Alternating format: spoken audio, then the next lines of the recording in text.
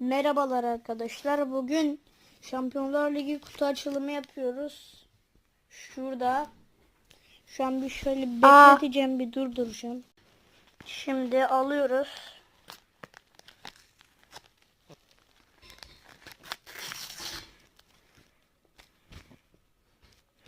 Video bittikten sonra şu iki tane çöpe atarım belki.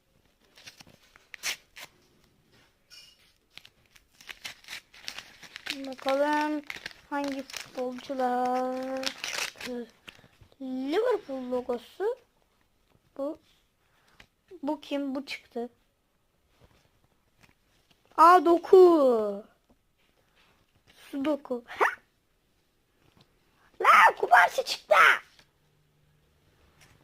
Kubarsi. Sonra bir tane de Bronuz diye bir ablamız. Bronuz. Durduruyorum. Başka bir kutuyu açıyorum. Şu paketten bir tane Umut var. Bir Cristiano Ronaldo. Onun çıkmasını istiyorum. Bende Al Nassr hali var ama neyse, Şampiyonlar Ligi Real Madrid çıkar. Bence. Manchester United da çıkar ha.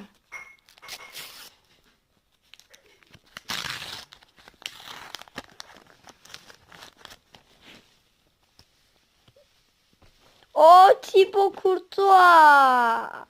Thibaut. Bir de bu çıktı. Şimdi şu Thibaut Courtois'ı bir kenara çekeyim. Şu abla çıktı. Dur şöyle yapayım. Şu abi çıktı. Şu. Vitinha. Vitinha. Vitinha. Vitinha.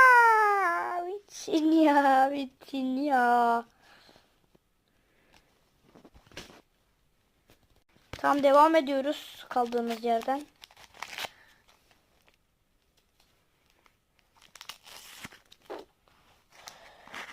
Kim çıktı la? Ben şu